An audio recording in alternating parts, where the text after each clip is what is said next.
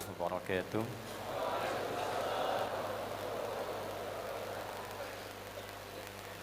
Alhamdulillahi rabbil alamin. Wal 'aqibatu lil muttaqin. Fala 'udwana illa 'alal zalimin. Nusalli wa nusallimu 'alal habibil karim nabiyyina wa sayyidina Muhammadinil amin sayyidil anbiya'i wal mursalin wa ala alihi wa sahbihi wa dhurriyyatihi wa ummatihi ila yaumiddin. Wa ba'd. Fa ya ibadallah, usi nafsi wa iyyakum bi taqwallahi faqad fazal muttaqun. Fala tamutunna illa wa antum muslimun.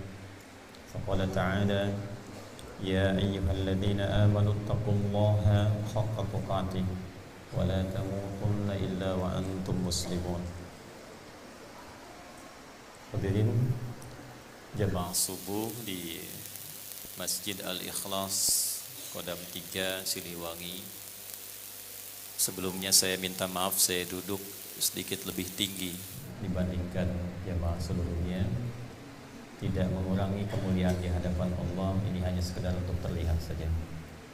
Semoga sholat yang telah kita tunaikan, doa yang telah kita panjatkan, zikir yang telah kita munajatkan diterima oleh Allah Subhanahu wa taala, diridhai dan dikabulkan sebagai bagian dari amal saleh yang dinilai baik dan meringankan hisab kita di akhirat kelak.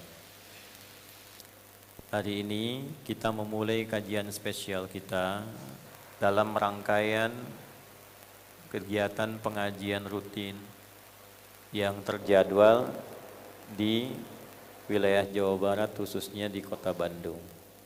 Seperti disampaikan, alhamdulillah kita mengucapkan terima kasih kepada jajaran di Kodam 3 Siliwangi.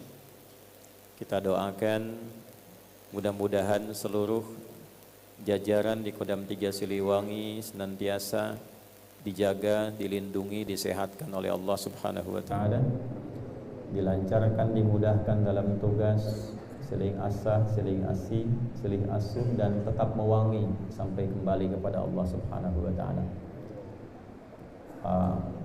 Panglima Kodam hari ini ada giat juga bersamaan, kita doakan giat beliau lancar dan dimudahkan oleh Allah. Spesial bersama kita selalu membersamai kegiatan ta'lim. Ini ada Bapak Kasdam 3 Siliwangi, Brigadir Jenderal TNI Aminuddin. Ini beliau spesial pakai jas subuh ini, mereknya uah. Mudah-mudahan selalu istiqamah dalam kebaikan. Kita juga ada didampingi Bapak Kapoks Ahli ini, Kodam 3 Siliwangi, Brigjen TNI Nasrullah. Kita doakan juga beliau senantiasa diberikan kekuatan dan keahlian sesuai dengan amanah yang ditugaskan. Seluruh kabalat dan seluruh keluarga besar Kodam 3 Siliwangi, terima kasih diberikan fasilitas kita untuk mengimplementasikan konsep manunggal bersama rakyat dalam penguatan spiritual. Kalau di Sabta Marga itu nomor 3 ya, setelah kami warga negara Indonesia yang bersendikan Pancasila, kemudian jadi patriot, baru kesatria sebelum jadi tentara. Kami kesatria Indonesia yang bertakwa pada Tuhan Yang Maha Esa, membela kebenaran, kejujuran, dan keadilan.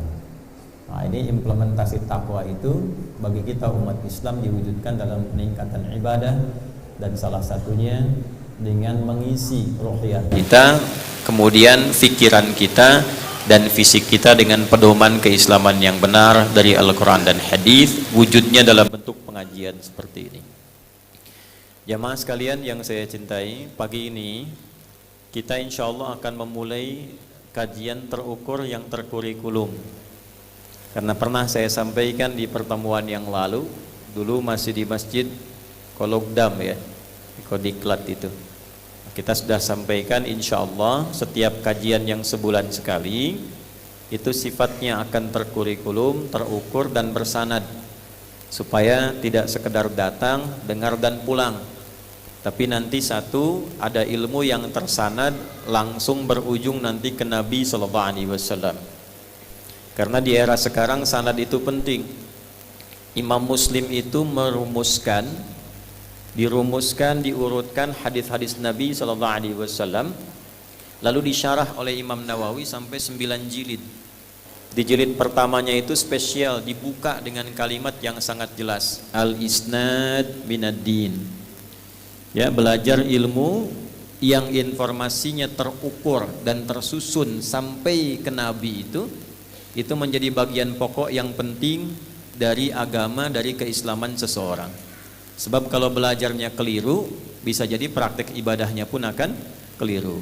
Al-isnadu minad-din, laulal isnad laqala man syaa ma syaa. Keunggulan dalam Islam itu secara konseptual itu ilmunya terukur.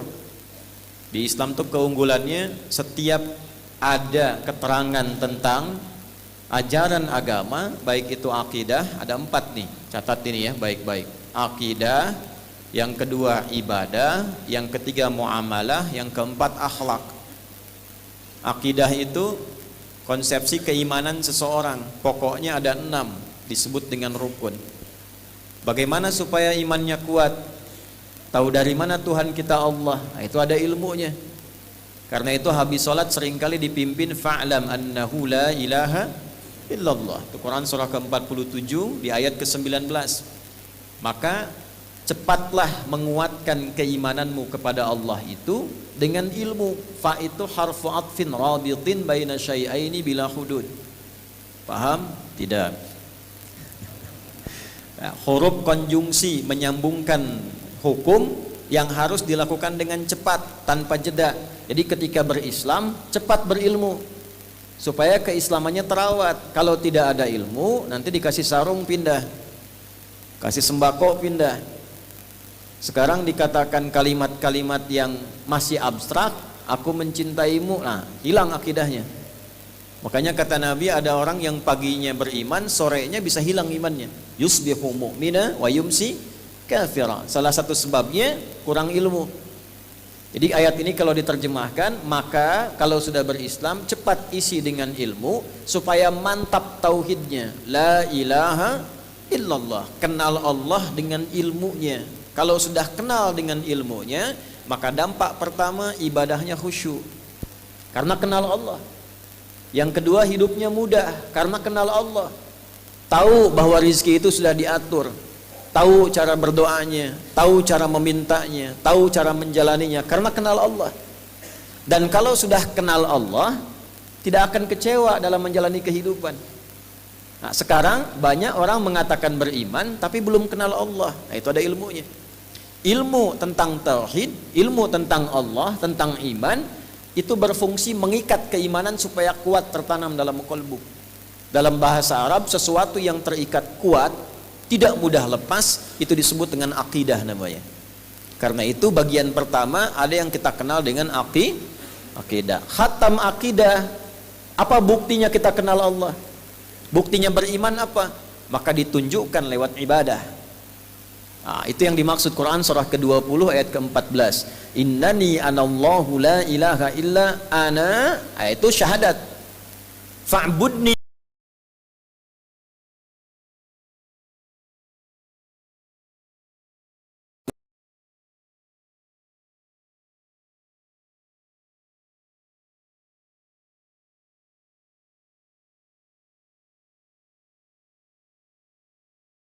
Kalau cuma bilang sayang, tidak kelihatan dalam perilakunya, itu tidak akan nampak. Karena itu semua yang bersumber dari perbuatan hati, itu mesti dibuktikan lewat perilaku sikap. Sayang, cinta, iman, itu pekerjaan hati. Jadi nggak bisa cuma diucapkan. Ini perempuan yang belum nikah ya, yang belum nikah nih. Kalau ada anak muda mengatakan saya mencintaimu, jangan percaya tuh. Karena cinta itu bahasa hati. Katakan padanya, buktikan cintamu padaku dengan menuliskan namaku dan engkau di BPKB, buku pernikahan kita berdua. Nah, baru benar itu. Ya. Jadi mesti ada pembuktian. Cinta pada anak, perhatian. Cinta pada istri, ada perhatian, kasih sayang, perlindungan. Sekarang kita mengatakan iman pada Allah. Iman itu di atas cinta. Karena iman itu yakin walaupun ilmu belum datang. Tuh. Itu di atas cinta, butuh pembuktian. Maka pembuktiannya lewat ibadah. Antara iman akidah dengan ibadah itu nyambung, tidak ada yang terpisah. Ya Allah, kita balik tanya, bagaimana cara membuktikan saya beriman? Ibadahnya bagaimana? Teruskan ayatnya, wa aqimis sholata lidzikri. Maka buktikan imanmu itu dengan menunaikan solat kepadaku. Karena itu dalam solat kita katakan iyyaka na'budu. Ya, itu deklarasi keimanan kita itu. Iyyaka na'budu itu mahal kalimatnya. Ya Allah, engkau perintahkan aku solat, membuktikan keimanan, ibadah, sekarang aku lakukan. Itu deklarasi yang sangat mahal. Jadi dari iman dibuktikan lewat ibadah. Itulah sebabnya kenapa satu-satunya ibadah yang disebut iman dalam Al-Quran. Al-Baqarah ayat 143. Wa ma kana Allahu liyudhi'a imanakum. Kenapa sholat satu-satunya ibadah yang disebutkan dalam Al-Quran posisinya langsung setelah iman dan pembuka penjelas dari Al-Fatihah. Al-Fatihah intisari Al-Quran, dijelaskan dari Al-Baqarah sampai An-Nas. Saat mulai dijelaskan, masuk ke ayat 3, rincian dari ibadah, implementasi akidah yang disebutkan setelah iman, sholat. Alladzina yu'minuna bil ghaib, iman, wa yuqimunas sholat. Kenapa ibadahnya disebut sholat? Artinya secara bahasa doa, tapi katanya akarnya dari kata silah. Ya, silah itu sesuatu yang terhubung, terkoneksi. Jadi ketika Anda menyatakan beriman, Anda mesti terkoneksi dengan Allah. Ibadah yang melatih kita terkoneksi dengan Allah, terhubung, itu disebut dengan sholat namanya. Karena itu bagi yang belum terkoneksi setelah sholat, dibimbing oleh Nabi zikir. Zikir itu konektivitas, ingat, nyambung. Ya, itu Quran surah 4 ayat 103. Fa idza qadaytumus salata, kalau Anda telah tuntas mengerjakan salat, fadhkurullaha, maka cepat koneksikan dirimu dengan Allah. Itu pembuktian iman. Satu-satunya ibadah yang dalam prakteknya ada pengucapan kalimat iman dan penguatan syahadat, itu salat.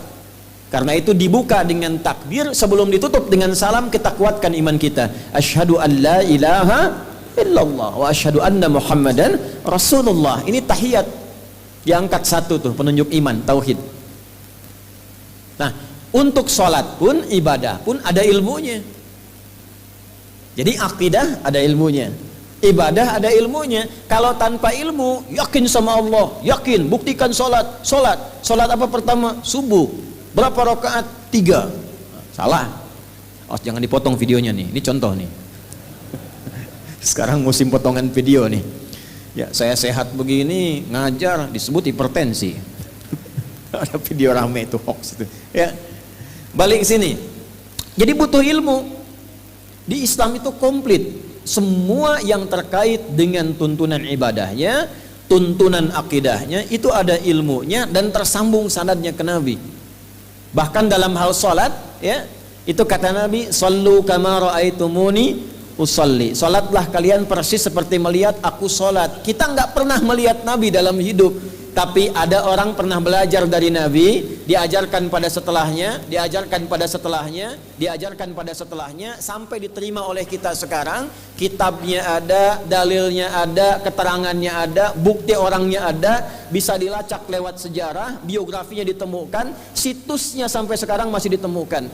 Cari agama manapun di muka bumi ini yang lengkap sampai ke titik itu, Anda tidak akan temukan kecuali di Islam.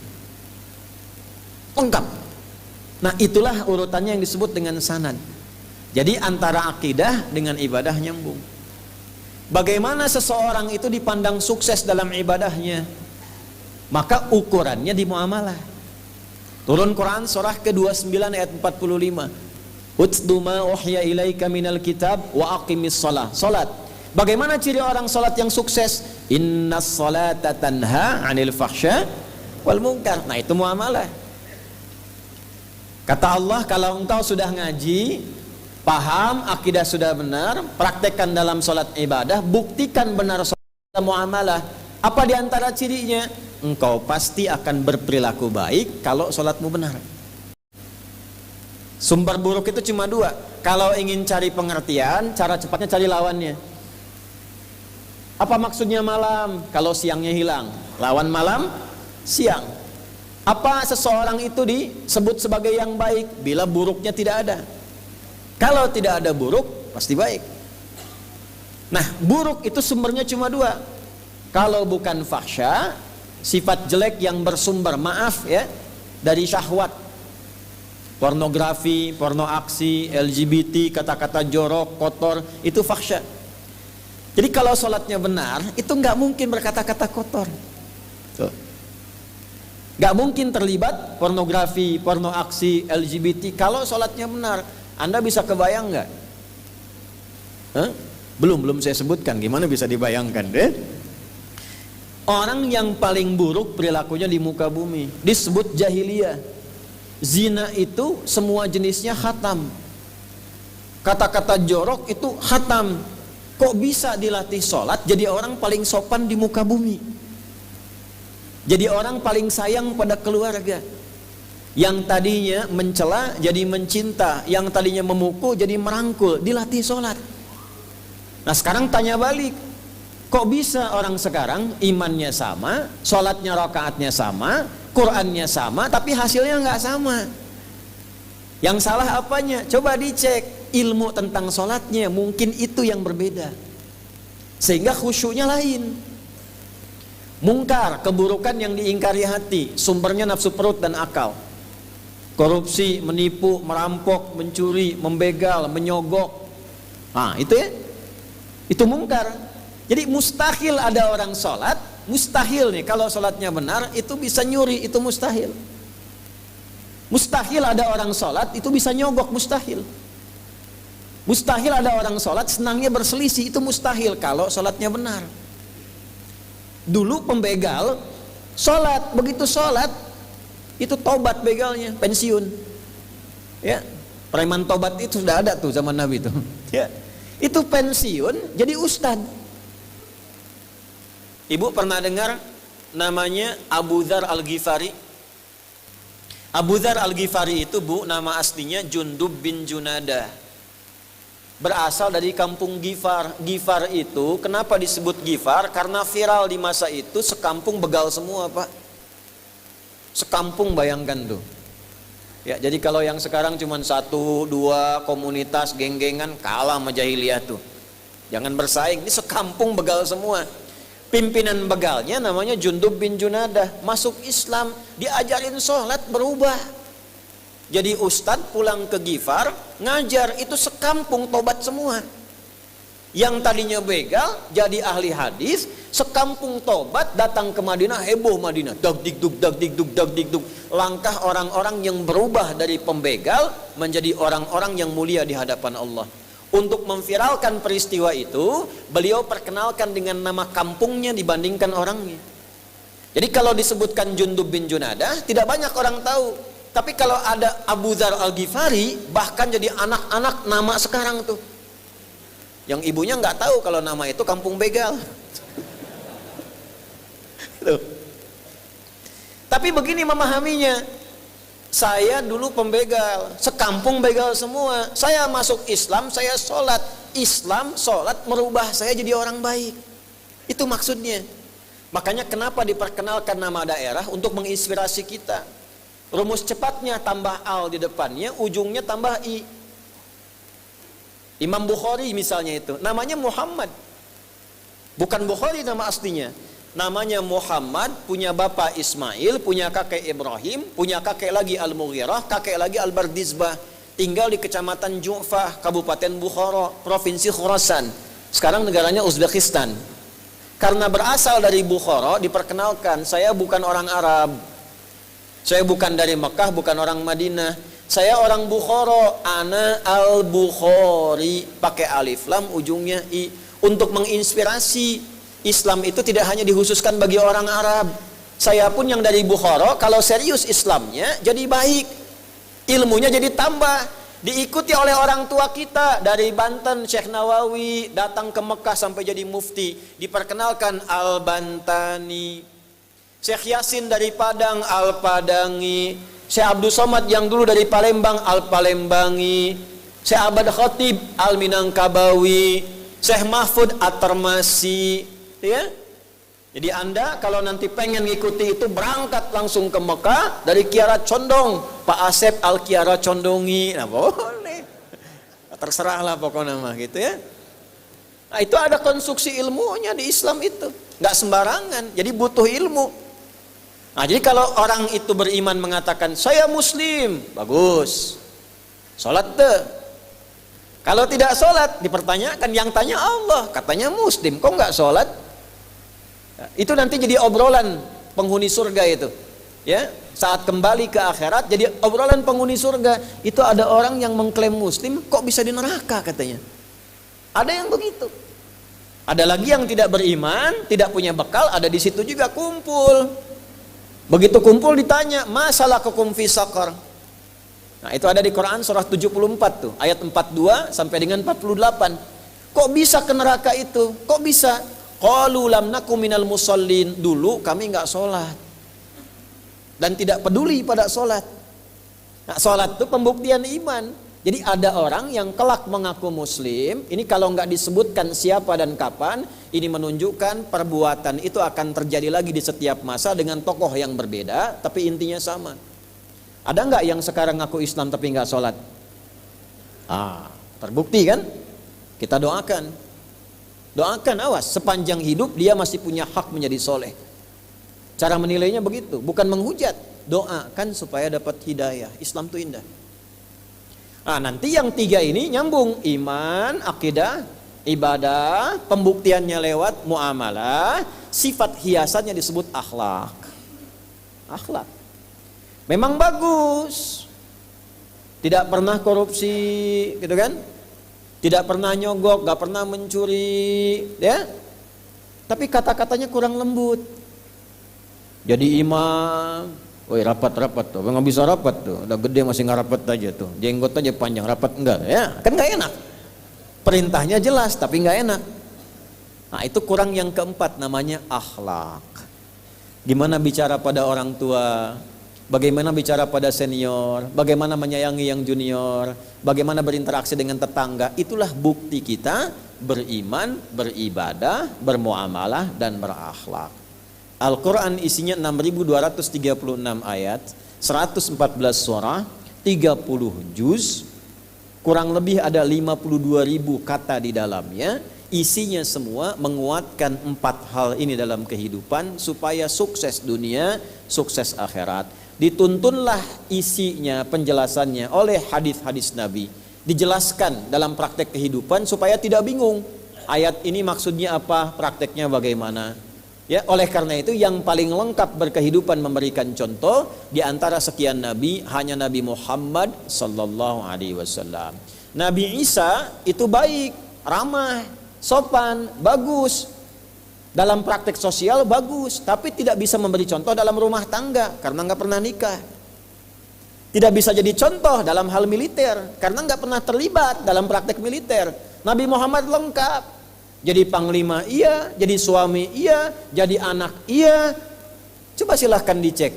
Jadi bapak iya, jadi kakek iya, jadi tetangga iya. Ya, semuanya ada. Karena itu disebut oleh Quran, laqad kana lakum fi rasulillahi uswatun hasanah. Enggak ada yang bisa dijadikan contoh secara lengkap kecuali sosok yang mulia ini. Quran surah 33 ayat 21. Sekarang pertanyaan besarnya, bagaimana cara kita mempelajari, mengkaji dan mencontoh itu, dari mana mulainya? Supaya minimal bisa mendekati orang-orang yang pernah belajar dengan Nabi. Kurikulumnya sampai sekarang masih sama, nilainya sama, dan dijamin langsung oleh Allah. Siapapun yang mengikuti petunjuk ini, zaman apapun, dalam keadaan apapun, pasti dia akan sukses dan bahagia. Ini gak cukup dengan amin, Pak Amin sudah ada nih, Kasdam nih. Nah, kita harus mulai. Itu lintas generasi. Jangan Anda katakan zaman Nabi saja, tidak. Semua orang yang ikut pedoman itu di setiap masa sukses. Kalau Anda penuntut ilmu terhebat di zamannya. Kalau Anda pebisnis, tersukses di masanya, sampai ke tingkat paling tinggi, di sifat apapun. Nah, maka para ulama merumuskan, ini ayatnya, ini hadisnya, bikin tema. Imam Al-Bukhari bikin tema namanya Al-Jami'. Al-Jami' As-Sahih Al-Musnad Al-Mukhtasar min umuri Rasulillah sallallahu alaihi wasallam wa sunanihi wa ayyamihi. Kurang lebih disebutkan 7.000 hadis. Cuman karena kepanjangan, nyingkatnya susah, disingkatlah Sahih Al-Bukhari. 97 topik Badul Wahyi, topik iman, topik ilmu, ada topik niaga, Kitabul Buyu', sampai ke ujungnya diberikan subtopiknya, ini ayatnya, ini hadisnya, ini ayatnya, ini hadisnya. Tinggal Anda keluarkan saja. Anda sebagai apa? Mahasiswa, buka Kitabul Ilmi, keluarkan. Cara ngatur belajar bagaimana? Cepat paham seperti apa? Kapan waktunya membaca? Kapan waktunya mengkaji? Bagaimana supaya tidak cepat lupa? Yang di militer keluarkan lagi, yang di birokrasi keluarkan lagi. Ada semua itu, sampai zikir-zikirnya. Panglima Sudirman itu punya zikir khusus itu. Di gerilya dipakai itu. Coba dikeluarkan tuh satu-satu. Ayatnya, hadisnya. Ayatnya, hadisnya. Ibu berapa lama jadi ibu? Pernah nggak mengeluarkan kajian tentang ayat ibu-ibu? Jangan-jangan ibu jadi ibu tapi isi pengajiannya ayat bapak-bapak. Makanya pulang ke rumah jadi matahari dibandingkan bulan tuh. Bapak ke dia. Ya, itu lengkap Bu. Sampai jadwal harinya ada pengajian ibu-ibu itu hari Kamis. Seorang perempuan datang ke Nabi, ya Rasulullah, enak banget bapak-bapak. Belajar hadis gampang, mau haji gampang. Kami kajian bagaimana? Kata Nabi, ya tempatkan di tempat si fulan, harinya hari anu kita belajar. Isinya semua tentang ibu-ibu. Pertanyaan ibu-ibu dijawab. Ada ibu-ibu datang bawa anak, Nabi langsung komen. Bu, kalau Nabi komen, ibu langsung like and subscribe. Jangan ikut komen lagi. Ya, kata Nabi, seorang ibu yang merasakan ada beban merawat anaknya 3, kalau benar dirawatnya, ditaati itu karena Allah, maka anak-anak itu akan menjadi hijab bagi ibu itu di hari kiamat dari ancaman neraka. Tiba-tiba datang seorang ibu, ya Rasulullah, kalau 2 gimana? Sebab anak saya 2. Kata Nabi, 2 sama saja. Kalau benar dirawatnya, didekatkan pada Allah, jadi hijab di neraka. Saya tanya pada ibu, pernah nggak dapat hadis itu? Dipraktekkan enggak? Jangan-jangan ditempatkan di sekolah yang tidak kenal Allah. Di sekolahnya tidak ada pelajaran tentang sholat, enggak diajarin ngaji, orang tuanya meninggal enggak bisa nyolatin, dimandikan sama orang lain, didoakan sama orang lain. Bingung. Ya.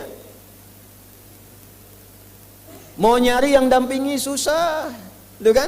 Ternyata yang dicari yang baru-baru. Kukira hari Rabu ternyata hari Minggu. Kukira kau menunggu ternyata cari yang baru, kan? Pusing tuh 7 keliling. Capek. Halo? Nah, mulainya dari mana? Kalau ngaji langsung ke Bukhari, kebanyakan. Kalau di Sahih Muslim, banyak juga ribuan. Di Abu Daud 4.800. Kan? Maka untuk memudahkan itu para ulama nyusun yang pokok-pokok. Disusunlah kurang lebih jumlahnya 40-an. Ya, ada yang 42, ada yang pas 40 gitu kan? Maka sekitar 40-an bahasa Arab yang disebut al-arba'in. Yang pokok-pokok aja dulu, kalau yang pokoknya diketahui, dipelajari, belajarnya bersanad, belajarnya benar, yang 4 ini lancar dalam hidup. Kalau dijaga insya Allah selamat, husnul khotimah sampai meninggal. Insya Allah, apapun profesinya. Dikeluarkan hadis-hadis pokok al-arba'in. Di antara yang merumuskan itu dan viral sampai kita sekarang, saking baiknya nyusunnya, ada namanya Imam Yahya bin Syaraf. Beliau berasal dari kampung Nawa di Damaskus di Syria sekarang. Karena berasal dari Nawa, maka diperkenalkan pakai rumus yang tadi, tambah alif lam, ujungnya ganti dengan i menjadi An-Nawawi Ad-Dimashqi.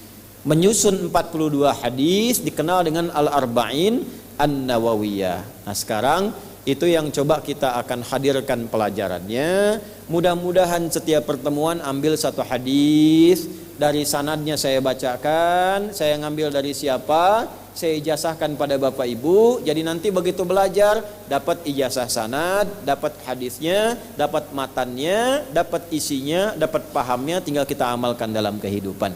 Ya, insyaallah Bapak Ibu paling gampang lah, duduk, dengar, catat, ya, paham, amalkan, masuk surga. Udah selesai. Insyaallah ya. Nah, jadi inilah muqaddimahnya, sekarang baru kita mulai. Ya. Itu muqaddimah tadi teh. Can mulai gitu ya, can mulai. Kan harus diantarkan dulu, kenapa? Nah, ujung-ujung ngaji kadinya kan harus diantarkan dulu. Kok bisa ngajinya itu supaya tidak ada yang tanya lagi? Ya. Tadi ngawas naon? Muqaddimah. Muqaddimah itu mahal. Ibnu Khaldun itu ngarang kitab muqaddimah. Baru muqaddimah sekarang dipakai sejagat itu. Teori sosiologinya. Sampai sekarang. Nah, sekarang kita masuk ke intinya. Alhamdulillah ini hari ini lengkap. Ya, ini spesial, ada anak-anak, ini anak-anak santri nih, ya, datang dari Banten langsung. Ya, mereka datang pakai bis, hadir. Nah, hari ini mengikuti kita semua. Serius ya. Ayo simak yang baik, nanti kalian sudah dewasa, nanti gantikan Bu yang ngajar itu ya. Insyaallah. Baik, bismillahirrahmanirrahim. Sekarang kita masuk hadis yang pertama.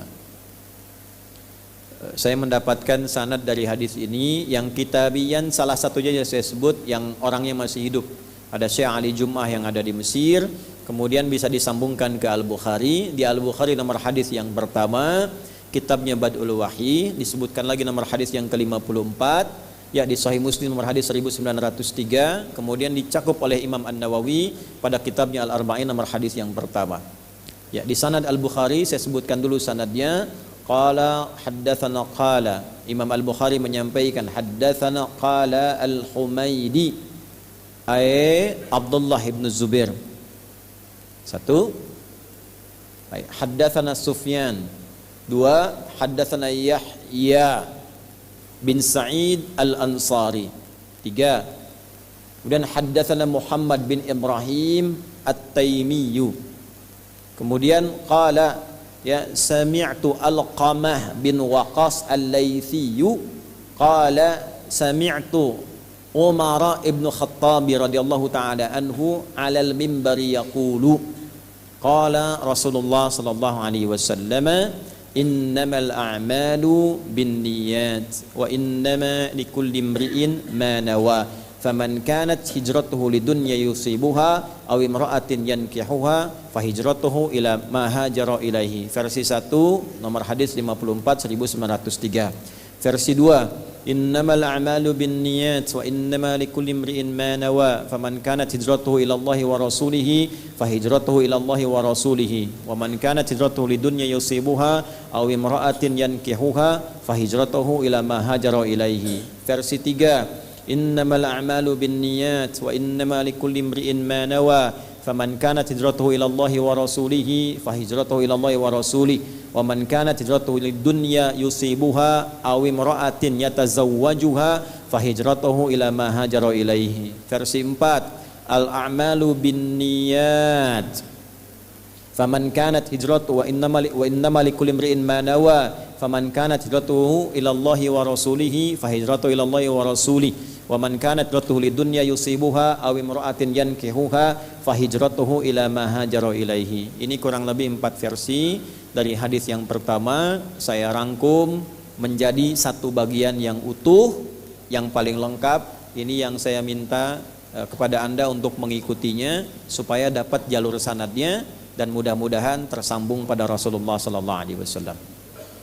Anda boleh ikuti, setelah itu baru saya jelaskan. Maksudnya begini, saya ijazahkan ini, jadi pengetahuan Anda tentang hadis ini bersanad dan tersambung silsilahnya kepada Rasulullah sallallahu alaihi wasallam. Saya langsung ke rawi yang paling akhir nanti Umar bin Khattab. Bismillahirrahmanirrahim. Qala haddatsana an amiril mu'minin Umar ibn al-Khattab radhiyallahu ta'ala anhu qala sami'tu Rasulullah sallallahu alaihi wasallam yaqulu innamal a'malu binniyat wa innama likulli mri'in ma nawa faman kanat hijratuhu ila Allahi wa rasulihi fa hijratuhu ila Allahi wa rasulihi wa man kanat hijratuhu lidunya yusibuha aw imra'atin yankihuha aw yatazawwajuha fahijratuhu ila ma hajara ilaihi. Rawahul Bukhari wa Muslim. Nah, Anda dapat sanad itu satu hadis. Ya, alhamdulillah. Kalau murid-murid kami yang guru-guru anak-anak ini itu bersanad semua tuh. Jadi belajarnya pakai sanad. Ya, adzan aja mereka punya sanad itu. Supaya tersambung jelas keilmuannya sampai ke Nabi. Kalau enggak nanti utak-atik. Ya, apa yang dipikirkan itu yang dikeluarkan. Yuk kita kembali, yuk kita bahas teman-teman sekalian, Bapak Ibu sekalian. Bismillahirrahmanirrahim. Kenapa hadis ini muncul? Bagaimana terjemahan hadis ini? Apa makna hadis ini? Dan bagaimana cara mengamalkannya dalam kehidupan? Itulah bahasan topik kita yang akan kita insya Allah tuntaskan di pagi hari ini. Hadis ini muncul dari lisan Nabi, keluar dari perkataan Nabi yang mulia. Di dalam ilmu hadis, sebab yang menjadikan Nabi komen atas sesuatu itu disebut namanya sababul wurud. Ya. Kalau Al-Qur'an disebut sababun nuzul, sebab turunnya ayat. Kenapa ayat ini turun? Sebabnya apa? Itu sababun nuzul. Kalau hadis sababul wurud, sebab keluarnya hadis ini dari lisan Nabi yang mulia. Apa sebabnya? Ada seorang sahabat, tapi tidak disebutkan namanya. Saya berikan dulu rumus dalam riwayat, tafsir ataupun hadis. Ingat ya rumus ini. Nanti kalau ngaji Quran Anda bisa praktekkan. Kalau di Al-Quran juga dalam hadis tidak disebutkan siapa orangnya secara jelas, bahkan bin dan bintinya, kapan kejadiannya, ini menunjukkan potensi perbuatan itu akan terjadi lagi di masa depan dengan tokoh yang berbeda, tempatnya tidak sama, tapi inti persoalannya serupa. Sebaliknya, kalau disebutkan jelas namanya sampai binnya, bahkan sampai bintinya, ini menunjukkan peristiwa itu hanya terbatas pada orang yang disebutkan itu, tidak akan berulang sampai kapanpun. Contoh, Nabi Isa itu disebutkan di Al-Quran dengan binnya, Isa bin Maryam. Isa anak laki-lakinya Maryam, lahir dari seorang ibu, lahir dari rahim seorang perempuan, tapi nggak ada bapaknya, ya. Dan juga menariknya, Maryamnya disebutkan dengan bintinya, wa Maryam ibnata Imran. Maryam anak perempuannya Imran, seorang perempuan, tidak pernah disentuh laki-laki manapun. Detil Quran itu, walam yamsasni bashar, nggak pernah disentuh laki-laki manapun. Untuk memberikan kesan begini, kalau ada ibu-ibu misalnya mengandung melahirkan tanpa bapak, banyak. Halo? Banyak yang tanpa bapak mah. Tapi yang nggak pernah disentuh laki-laki manapun cuman Maryam binti Imran. Itulah sebabnya kenapa disebutkan bintinya dan bapaknya. Supaya besok-besok nggak ada yang ngaku-ngaku Maryam. Abi oge Maryam ti Cimahi. Binti naon ayo, kan? Nah sama, Abi ramana Imran. Tapi kan ada suaminya, ada laki-lakinya. Kalau yang ini tidak sama sekali disentuh laki-laki manapun. Bisa mengandung, Bu. Bisa melahirkan, Pak. Gak akan pernah kejadian lagi. Ya. Seperti Adam misalnya. Adam tidak disebutkan bin karena manusia pertama. Ya. Manusia pertama gak ada binnya. Tapi disebutkan oleh Allah proses lahirnya istimewa. Lebih hebat lagi. Gak ada bapak, gak ada ibu. Ya. Lebih hebat lagi. Hawa ada laki-lakinya, gak ada perempuannya. Kita lengkap, ada bapaknya, ada ibunya. Jadi semua jenis ciptaan hatam bagi Allah, selesai semua. Untuk menunjukkan Allah menguasai segala bentuk jenis ciptaan. Yang tidak ada, jadi ada. Yang dari laki-laki saja, jadi Hawa. Yang dari perempuan saja, jadinya Isa. Yang ada bapak ibunya, jadinya kita. Kayak gini. Nah, jadi jangan dinaikkan status. Kalau Isa bin Maryam dengan sebab tidak ada bapaknya, ibunya nggak disentuh laki-laki, diangkat statusnya melebihi status rasulnya. Misal jadi Tuhan, ditanya balik oleh Quran, kenapa Adam tidak diangkat? Kan lebih hebat statusnya. Kalau disebutkan lagi misalnya karena Isa itu spesial, bisa menghidupkan yang mati, ditanya balik kenapa Ibrahim tidak diangkat? Karena lebih hebat prosesnya. Bagaimana caranya? Quran surah kedua ayat 260 itu dicincang dulu. Burung dicincang, nanya, ya Allah, aku ingin tahu cara engkau menghidupkan yang mati bagaimana. Rabbi arini kaifa tuhyil mauta. Qala awalam tu'min, apa engkau tidak yakin? Kata Ibrahim, bala walakin liyatma'inna qalbi. Saya yakin tapi supaya diriku tenang. Ya. Fakhudh arba'atan minat thair. Isa cuma 1, Ibrahim 4. Burung yang kecil-kecil panggil, cincang dulu. Terus pilih 4 bukit, tempatkan 1, panggil dengan izin Allah, kalimat yang sama dengan ucapan Isa bin Maryam.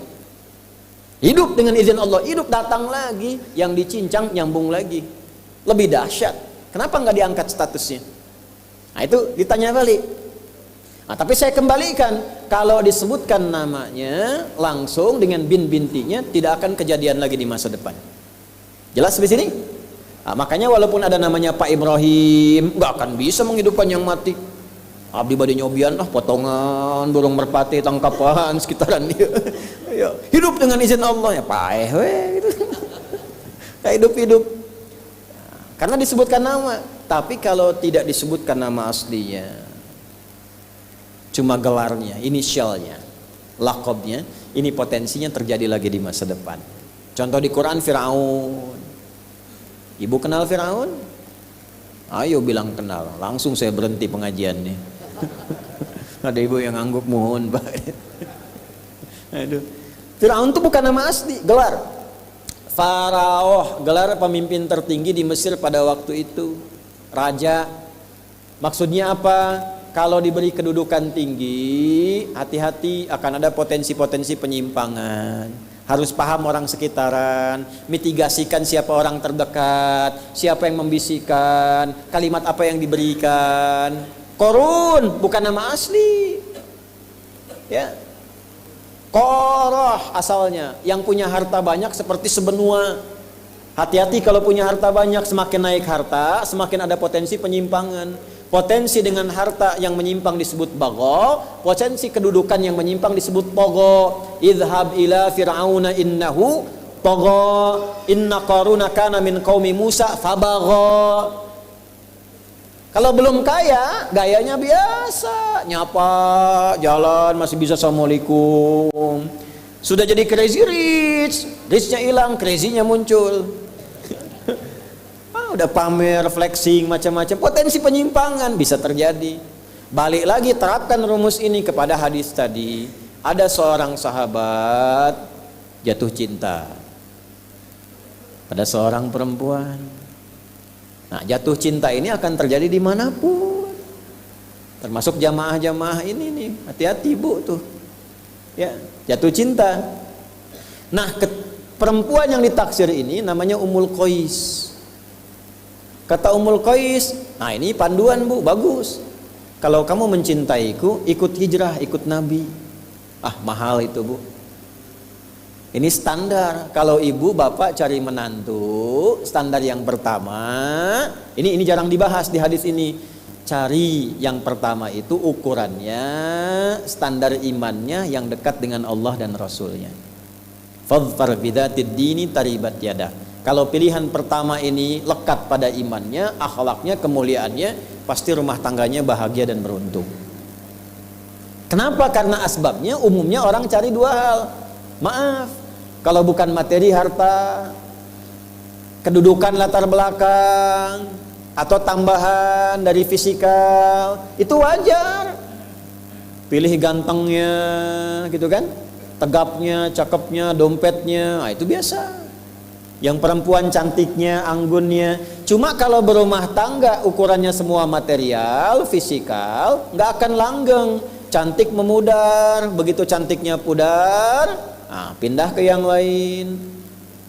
Materi bisa berkurang, begitu berkurang, cari yang lain. Alih-alih sayang pada suami, perhatian pada suami orang. Alih-alih cinta pada istri, mulai beralih pada cinta pada istri orang lain. Maka apa yang menjaga itu? Agama. Nah ini Ummul Qais ini ngasih syarat, saya mau hijrah, kalau cinta ikut hijrah. Boleh bapak terapkan. Anak bapak perempuan yang naksir 3 orang datang ke rumah, tanya, nama siapa adik? Ya, saya Torik pak. Coba baca surat At-Torik. Baca. Alhamdulillah, bagus, masuk list 1, ya kan? Adik siapa? Mulai gemeteran, gitu kan? Saya Ibrahim pak. Baca Ibrahim, surat Ibrahim, surat 14, lancar, gitu kan? Yang ketiga, coba baca, gitu kan? Waduh, gak lebih repot lagi karena panjang. Abdi Yusuf pak, cuman panggilan sehari-hari kulhu. Apa-apa, sekarang mulai marak tuh, mau nikah hafal Ar-Rahman dulu, gitu kan? Walaupun namanya Asep, hafalannya Ar-Rahman. Nggak apa-apa itu buat ngejaga. Cek, lihat sholatnya, lihat agamanya. Apalagi musim-musim seperti sekarang, ya, yang kadang-kadang untuk nikah masuk Islam hanya sekedar masuk buat nikah. Cek kepastiannya. Nah ini yang pertama, ini jarang dibahas nih kajian 1 ini. Maka lelaki ini memutuskan karena saking cintanya ikut hijrah. Pelajaran kedua, cinta itu kadang-kadang awas membutakan pikiran. Maka ditimbang. Jangan sampai nekat karena cinta orang tua dilanggar. Hati-hati itu. Diukur dulu, ini ukuran ikutnya benar enggak? Hijrahnya dengan siapa? Dengan Nabi Muhammad SAW. Oh pasti benar, pasti baik, pasti bagus, ya kan? Tapi tiba-tiba anak ibu perempuan ikut laki-laki, nggak jelas ikutnya kemana, tinggalkan orang tuanya. Kita hijrah, bukan hijrah itu mah diculik. Hati-hati ya, nggak ada kawin lari itu, capek. Di mana-mana kawin tuh duduk diam, ya. Penghulu kawin lari, capek. Gimana bisa lari itu sambil nikah sambil lari? Ya. Jangan sampai dilanggar. Yang rawat bapaknya, yang rawat ibunya, uangnya habis, taat pada ibunya nggak ada, pada bapaknya tertinggal. Kok tiba-tiba bisa taat pada orang baru dikenal, akad aja belum? Awas, hati-hati. Dulu, kalau mau nikah itu laki-laki datang, ketemu bapaknya. Setelah ditanya semua macam-macam, nanti diberikan 40 hari waktu. Ini mematangkan diri, yang perempuan diajarkan oleh ibunya. Dalam masa menunggu itu si perempuan dikasih daun pacar. Kalau sekarang hina itu. Nah proses menunggu itu disebut pacaran namanya. Ya, proses menunggu disebut pacaran karena si perempuan dikasih daun pacar, menunggu 40 hari sampai matang, diajarin sama ibunya. Ya, kayak pami jadi istri kieu, ini teh masak teh pada kieu, suami teh kieu. Dari awal diajarin, yang laki-laki mematangkan diri. Dari mencari nafkah, diajarkan jadi suami yang baik, ngaji yang benar. Begitu nikah, dari dulu coba lihat orang tua dulu. Kalau nikah teh awet. Karena dipakai. Sekarang konsepnya berubah. Yang disebut pacaran teh naik beca berdua. Seakan-akan beca milik berdua, tukang beca nggak ada, lewat sampai maung di situ hilang satu tuh. Ustaz, kenapa belum kajian di Istiqomah? Saya tuh bingung, pas lewat saya bilang maungnya kan tadinya 4 tuh, ya tinggal 3. Lewat lagi tinggal 2, ini kemana itu maung T2 di situ tuh? Alhamdulillah sekarang jadi 4 lagi tuh, udah balik. Nah itu. Nah sekarang kita kembali. Jadi setelah memutuskan ikut hijrah, berangkatlah ke Yathrib, kelak jadi Al-Madinah Al-Munawwarah, ya. Ini merasa ada yang nggak lengkap. Saya takut hijrah saya ini hukumnya salah. Karena motivasinya untuk mengejar Ummul Qais. Nah, apa ini pesan moralnya? Salah satunya sebelum masuk ke hadisnya. Pesan moralnya boleh jadi juga ada yang ingin hijrah. Hijrah itu kan nggak harus pindah tempat. Hijrah itu asalnya berpindah keadaan dari yang kurang baik jadi baik, dari yang belum dekat dengan Allah jadi dekat dengan Allah. Tidak harus pindah tempat, kecuali kalau di tempat itu tidak bisa mendekatkan diri kepada Allah. Di tempatnya mau sholat susah, hijrah. Tapi kalau di tempat itu yang ke masjid banyak, yang ngaji banyak, cuman Anda yang belum ke masjid, Anda ingin hijrah, nggak usah pindah tempat, pindah kebiasaan. Ini rumah Masjid Al-Ikhlas, tetangga masjid, jarak cuma 2 meter, speakernya ke arah rumah begini. Belum sempat ke masjid juga, tiba-tiba terfikir, kenapa saya belum mau ke masjid? Tiba-tiba berubah, itulah hijrah. Jelas? Tidak harus pindah tempat, bisa di pekerjaan. Ya, di pekerjaan Anda sulit untuk bisa menunaikan sholat. Mohon maaf, mau sholat susah, apalagi mau ngaji. Ya, sedangkan rezeki Allah sudah atur, pasti diberi. Catat tuh konsep itu. Ya, tolong tanamkan pada jiwa kita. Kita itu rukun iman ada 6. 1 sampai 5 sering lulus, yang ke-6 sering gagal. 6 tuh kodo dan kodar. Di antara kodo dan kodar itu rizki. Rizki kita itu diatur, pasti diberikan kalau mau bergerak. Jadi prinsipnya kerja dimanapun rizki pasti datang. Ya, jadi kenapa harus memilih tempat pekerjaan yang menjauhkan seseorang dari Allah? Sok pilih mana? Gaji 100 juta tapi nggak bisa sholat, atau gaji 1 juta bisa sholat? Tidak ada pilihan ketiga, 2 ini aja. Oh, pilih mana? Nggak mudah kan? Iya, karena wajahnya udah kelihatan 100 juta sholat gitu. Sekarang ada orang milih jaga toko, gaji nggak seberapa tapi nggak sholat. Jumatan nggak sempat, 5 waktu dibatasi. Dan dia yakin yang ngasih rezeki Allah, tapi ninggalkan Allah. Ini nggak bisa jadi calon menantu, Bu. Allah aja dia tinggalin, apalagi anak ibu. Bikin status tuh. Jadi kalau ada anak menantu datang ke rumah calon, ditanya nggak sholat, tanya balik, kamu Allah aja kamu tinggalin, apalagi anak saya. Gitu. Ya. Nah ini orang ini merasa bersalah. Saya takutnya hijrahnya nggak tulus mengikuti Nabi, tapi karena ngejar Ummul Qais. Dikonsultasikanlah kepada Nabi. Itu sahabat tuh saking dalamnya pengetahuan tentang keimanan sampai konsultasi. Maka datanglah beliau kepada Nabi sallallahu alaihi wasallam menanyakan, ya Nabi, status hijrah saya bagaimana? Saya hijrah saking cintanya dengan Ummul Qais, saya ikuti hijrah ini. Apakah hijrah saya sah? Nah, kurang lebih begitu. Sama dengan motif yang kesini. Judulnya ngaji, padahal ngincer ibunya si Siti itu. Ya, padahal ngincer si fulana, atau ngincer sarapan gitu kan, atau ngincer peluang yang lain. Nah itu masih kehitung ngaji, atau setengah pahala, atau pindah tuh. Mesti ada kepastian. Ya kan peluang itu bisa dibaca dimanapun. Apakah semua yang ngaji itu nanti semuanya sama ngaji? Kan kadang-kadang ada yang jualan. Nah hukum orang jualan di tempat orang ngaji statusnya gimana? Dapat ngajinya enggak pahalanya? Kalau dengar ngaji itu sambil jualan dapat enggak tuh pahala ngajinya? Atau cuman dihitung jualannya saja? Inilah hadis yang mengatur tentang hukum demikian. Hukum haji ada yang jualan. Yang jualan depan Masjid Nabawi bagaimana? Ini saya mumpung ingat ya Pak Kasdam, izin ya. Nanti bulan depan kalau kajian yang persit itu UMKM-nya itu tolong di depan tuh dibikin stand. Ya, jamaah nanti beli itu hidupkan supaya hidup. Ya, yang persit-persit kan ada UMKM tuh, yang bikin kue, bikin makanan itu sampingkan, jadi sarapan bareng di situ. Ya, hidup. Jadi suasananya betul-betul manunggal, sama, nyatu. Itu yang diajarkan Nabi dulu begitu. Ya, makanya Abu Darda bikin warung itu depan Masjid Nabawi. Tapi waktunya sholat, setelah itu baru jualan. Kan indah ya, jualan nasi uduk. Nah, ngaji dulu, begitu selesai baru jualan. Ya. Nah, ini balik nih, bagaimana hukumnya seperti itu? Maka keluarlah kalimat Nabi yang tadi kita bacakan secara bersanad. Maka Nabi komennya begini. Qala Rasulullah sallallahu alaihi wasallam, innamal a'malu binniyat. Ya, saya bahas sedikit-sedikit. Innama adatul hasri li hasril hukmi 'alal madhkuri. Innama huruf pembatas untuk membatasi hukum pada yang disebutkan saja.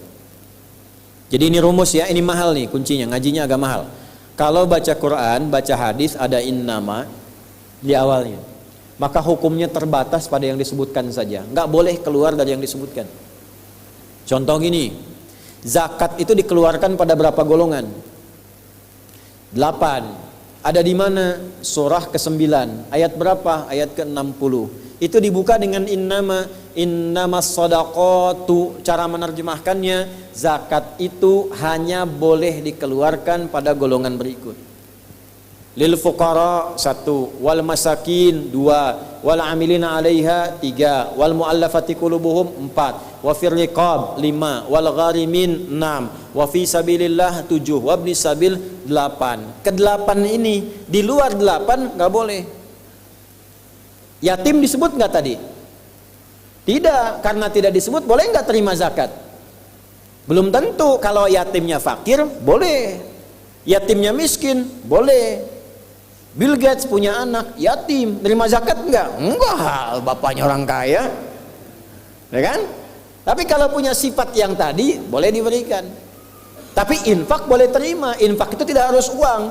Teman Anda kaya, orang paling kaya sekota Bandung, muslim, meninggal bapaknya, yatim anaknya, sahabat Anda, tidak dikasih zakat tapi infak boleh. Tahu anak itu senang mainan, ada robot-robotan, belikan itu sebagai infak penyambung persahabatan dengan bapaknya.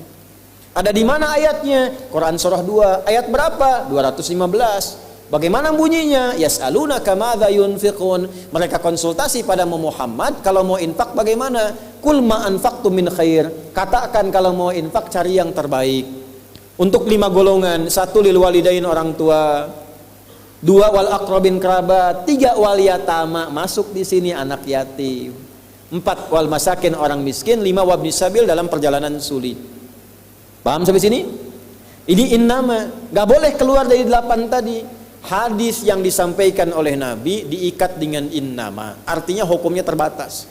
Innamal a'malu, semua perilaku, perbuatan itu, baik Anda hijrah atau Anda makan, Anda minum, Anda kerja, Anda nulis, apapun pekerjaan Anda, mau di militer, di birokrasi, mau ngajar, termasuk ustadz yang ceramah, kiai yang berfatwa, habib yang mengajar, semua perbuatan itu dihukumi benar tidaknya, berpahala tidaknya, jadi ibadah atau rutinitas bin niat, bergantung pada niatnya. Pakai ba tuh. Ba ada 14 makna. Kitabnya apa? Mughnil Labib an Kutubil Arib. Pengarangnya siapa? Ibnu Hisham Al-Ansari. Ibu kalau lihat huruf ba bu di Quran, ba itu semua maknanya sampai akhir bisa beda-beda. Bismillahirrahmanirrahim, ada ba. Ya, alhamdulillah. Ibu mau bersin tidak bersin beda tuh maknanya. Wamsahu biruusikum, ba-nya beda. Ada sababiyah, ada ilsaq, ada musahabah, ada ghayah dan seterusnya. Ya, ada tahdid, ada istighraq. Wamsahu biruusikum, kalau wudu usaplah kepalamu, ba-nya 3. 1 istighraq, semua depan ke belakang. Kalau tidak ada sakit. Atau at-tahdid, ya, at-tab'id ma at-tahdid, sebagian tapi terbatas sampai ubun-ubun. 3 at-tahdid, at-tab'id min duni tahdid, sebagian tanpa batasan. Ibu mau wudu di tempat agak terbuka, jangan buka jilbab, ambil air usapkan ke bagian kepala. Fungsi bak di situ. Makanya baknya mahal, Bu. Ada orang Indonesia dapat S3, dapat doktor dari huruf bak ini. Bak dapat doktor tuh. Tuh yang belum S3 tuh, masih ada ta, fa, jim sampai ya tuh. Ayo silakan. Nah, ini bak di sini bin niat. Apa di sini? Baknya fungsinya apa? Ini bak fungsinya bak pengikat. Awas, hati-hati. Semua amal itu akan diikat dengan niatnya. Dengan niat itulah diberikan oleh Allah dua hal. Satu, berpahala atau tidak. Jadi investasi akhirat atau tidak. Yang kedua, kesungguhan kita untuk mencapai itu. Jadi bapak ibu ini punya pekerjaan nih, ya. Serius tidaknya tergantung motivasi niatnya. Kalau bapak niat bakal serius, kalau nggak niat gak akan serius. Anda jadi tentara nih, kalau niat betul jadi tentara akan sungguh-sungguh. Kalau nggak niat ya biasa-biasa saja, ada tugas kerjakan, nggak ada santai.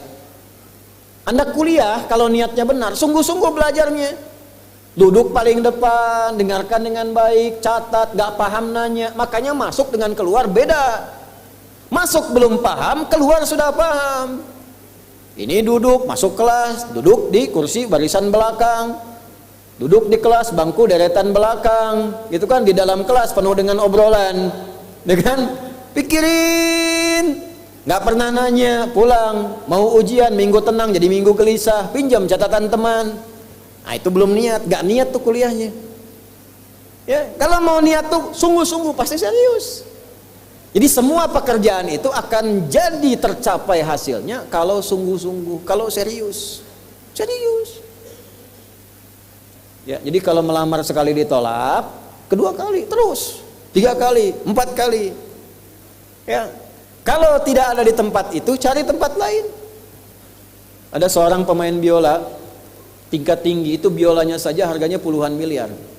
Kalau sekali konser itu tarif konser biola itu bisa di atas 1-2 miliar. Tiba-tiba dia coba iseng ngamen di pinggir jalan. Ya, jadi kalau kita di kereta di New York gitu, itu ada stasiun, di situ suka ada yang ngamen-ngamen itu.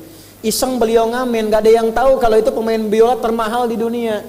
Begitu memainkan musiknya, bagus musiknya, yang dikasih cuma recehan. Sekian sen. Dapatnya berapa? Ya cuma sekian dolar, 4-5 dolar aja. Padahal ini kalau manggung tarifnya bisa 2 miliar.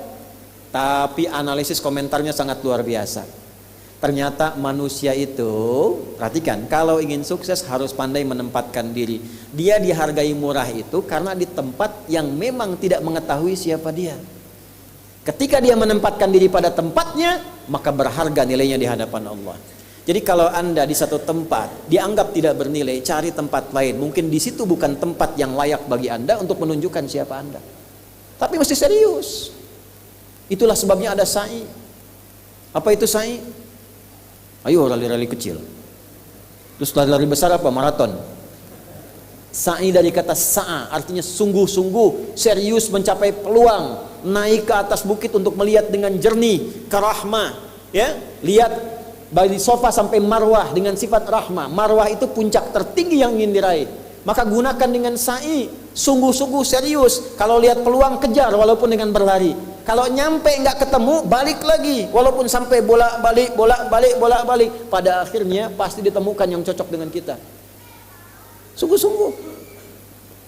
Nah, ini Jadi kalau Anda ingin serius, ingin sukses, ya, mencapai sesuatu apapun serius.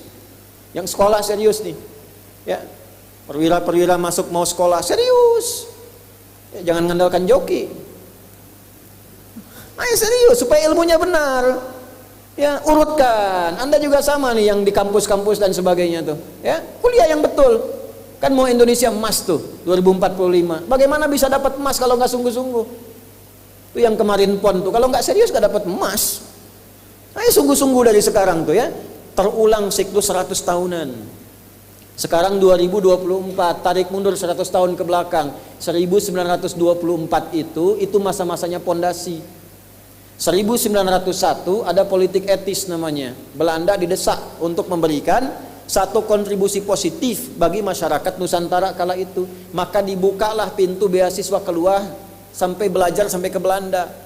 Ternyata itu pintu masuk untuk mencapai proklamasi dan sifat emas. Maka datang belajar, dibuat namanya Indischvereniging. Ya. Perhimpunan Hindia. Naik 19, 10, 15-an berubah jadi Indischvereniging, Perhimpunan Indonesia. 1924 mulai muncul Bung Hatta, Muhammad Hatta, Dewis Dekker dan sebagainya. Kumpul-kumpul bikin majalah Indonesia Merdeka. 4 tahun setelah itu ternyata muncul mereka mendeklarasikan Sumpah Pemuda. Ya, 1928 itu di bulan yang sama sekarang Oktober. 17 tahun setelah itu proklamasi.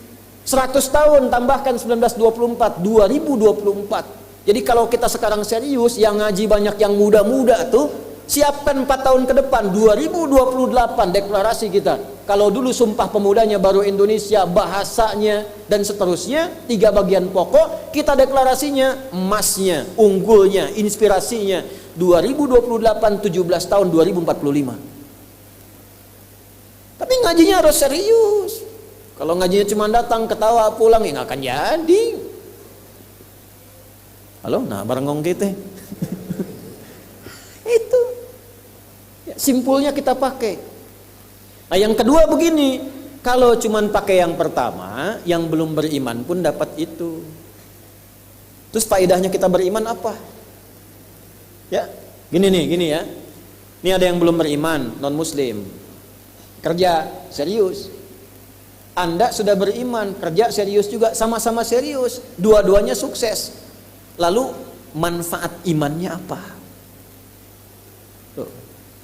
Ini untuk menjawab pertanyaan begini, Pak abdi teh muslim, nah non muslim teh tiasa sukses, kaya, abdi teh kaya. Saya sholat tapi nggak kaya-kaya. Nah itu pertanyaan yang salah. Supaya kaya itu penyebabnya bukan sholat, tapi serius, sungguh-sungguh. Kalau sungguh-sungguh kerja, sukses. Sungguh-sungguh belajar, sukses. Sholat itu, nah ini mendampingi kesuksesan dengan keberkahan. Kalau ingin berkah, sholat. Ingin nyaman, sholat. Sholat mendesain kesuksesan itu melahirkan falah, kebahagiaan yang mendamaikan. Makanya falah dalam bahasa Inggris definisinya success and happiness. Sukses dan bahagia. Balik ke sini, ke hadis tadi. Lalu apa manfaatnya di situ? Huruf ba itu, niat itu apa? Merubah rutinitas menjadi ibadah. Ini yang mahal. Ini Pak, gini Pak ya. Bu. Ini apa Bu? Gelas. Isinya air. Fungsi air itu menghilangkan haus. Caranya minum. Tiap hari kita itu minum. Sesuatu yang dilakukan terus-menerus namanya rutin. Disifati jadi rutinitas. Minum itu rutinitas. Tidak minum bahaya buat ginjal. Minum kita. Tapi yang kedua begini, gimana caranya rutinitas itu jadi ibadah? Tuh, minum tapi jadi ibadah. Apa fungsinya ibadah? Supaya dapat bekal. Bekal buat apa? Bekal buat pindah. Pindah kemana? Pindah ke alam baru ketika meninggalkan dunia. Ini konsepnya nih. Saya ingatkan betul ya. Yang kedua ini yang paling penting, paling serius. Biasanya setan itu kalau sudah masuk bab ini, itu dia beraksi sekuat tenaga. Hati-hati akan membuat Anda ngantuk, mengganggu pikiran Anda gitu ya. Hati-hati itu saya ingatkan dari sekarang tuh. Awas tuh ya. Masalah ibadah mas setan jago itu ya. Anda baca Al-Quran tuh tahan 1 jam. Al-Quran 10 menit dibikin ngantuk. Urusan ibadah mas setan juara lah di situ tuh buat menggoda ya. Ya balik sini, lihat baik-baik. Siapa yang akan hidup selamanya di dunia? Ayo angkat tangan. Gak ada. Orang terkuat di muka bumi Firaun. Jaringannya luas, tentaranya banyak, hartanya melimpah, supportnya tinggi. Tapi sefiraun-firaunnya tewas juga. Selesai. Nah, artinya apa?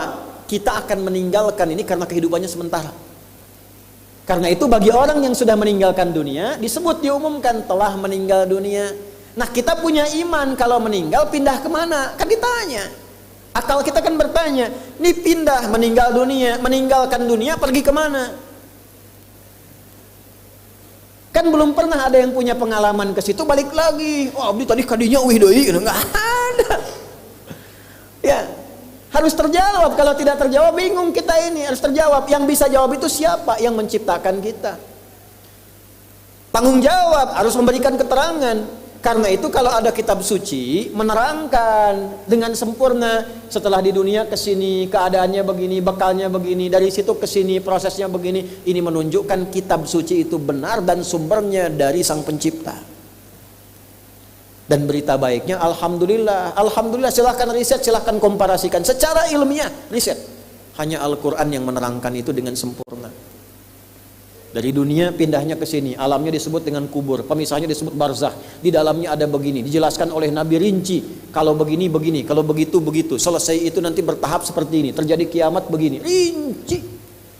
Kalau itu karya manusia, mustahil ada satupun manusia yang bisa berbuat seperti itu. So, ada nggak karya manusia yang dibaca tapi orang nggak pernah bosan? Silahkan tunjukkan pada saya tuh. Kalau itu karya manusia, karena ada orang mengklaim Al-Quran itu produk budaya buatan seorang Muhammad. Sekarang tanya balik, sifat manusia kalau bikin karya bagaimana? Satu, tidak ada yang abadi. Sehebat-hebatnya buku, kalau dikarang itu paling dibaca 1-2 kali bosen, simpan. Udah hatam saya, bosen. Ya, dulu ada novel Harry Potter itu, J.K. Rowling tuh, seri 1, seri 2, sekarang hilang. Udah baca jadi film, selesai bosen, simpan bosen. Quran tidak ada orang bosan. Dan hebatnya sehari 17 kali itu. Ibu baca Quran sehari berapa kali, Bu? 10? 2 kali? Kalau ibu cuma 2 kali, berarti ibu cuma sholat subuh tuh. Duhur sampai isya ibu gak sholat. Karena minimal kita baca 17 kali. Al-Fatihah itu kan Quran, dibaca 17 kali. 2, 4, 4, 3, 4. 2 subuh, 4 duhur, 4 asar, 3 maghrib, 4 isya. 17 kali. Pernah nggak ada orang bosan baca Fatihah? Aduh saya bosan pak, pusing saya, liur abi teh kunaon baca Fatihah. Nggak ada. Yang ada malah tambah lagi. Habis ini Fatihah, ziarah orang meninggal Fatihah, ya mau masuk ini Fatihah. Nggak ada bosan-bosannya. Coba bandingkan dengan karya manusia. Dan yang kedua, karena itu jadi ibadah, maka setan tampil di situ, dibuatlah orang cepat ngantuk. Kalau karya manusia biasa, firman Allah ngantuk langsung. Makanya kita berlindung pada Allah yang tidak mengantuk. Allahu la ilaha illa huwal hayyul la ta'khudhuhu sinatu wala naum. Kenapa? Karena ada yang menggoda bikin ngantuk. Nah ini korban tuh. Bikin. Padahal baru 1 ayat. Nun plek. Apalagi subuh. Hebatnya di kita, bandingkan dengan di Madinah. Subuh itu kan ada lafaz adzan, as-salatu khairum minan naum. Di Madinah salatnya yang panjang. As-salatu khairum minan naum. Naumnya pendek. Saya baru dari sana. Di Bandung naumnya yang panjang. As-salatu khairum minan naum. Wajar sarare tadi. Naum ya naum. Ya. Balik tuh. Balik. Kita mau pindah nih. Sekarang kita pakai logika yang betul. Hukum pindah itu harus bawa bekal. Ini yang ngaji semua di sini, enggak semuanya orang Bandung. Orang Jakarta tuh. Ya. Soreang mana Soreang? Masih subuh, nanti pas maghrib Soreang tuh. Ya, Purwakarta mungkin kan. Ini nggak semua orang Bandung ini. Apakah Anda bisa nyampe ke sini kalau nggak ada bekal? Dari Bandung mau ke Jakarta mesti ada bekal. Beli tiket pakai kereta api cepat. Ya, kereta cepat, tiketnya bekal. Pakai pesawat, bekal. Hukum mengatakan setiap pindah tempat mesti ada bekal. Ini Anda, saya, kita mau pindah dari dunia, minimal transit, ya waiting roomnya di alam kubur. Mau pindah, pertanyaannya bekalnya apa? Kan pindah tempat. Semakin berpindah tempatnya, semakin beda hukumnya. Ini kita di Indonesia mau transit ke Malaysia, apa dikira mata uangnya sama? Tidak, hukumnya pun nggak sama. Orang Indonesia ke Singapura, hukumnya beda. Oh, bisa rapi, di jalan rapi, nggak ada buang sampah sembarangan, ya kan? Pulang lagi ke Soreang, nggak bala deui gitu. Hukum beda, ketatnya nggak sama. Ke Amerika lebih jauh lagi, nggak laku rupiahnya, tukar dulu dari sini, baru dolarnya nyala. Pindah tempat, beda hukum.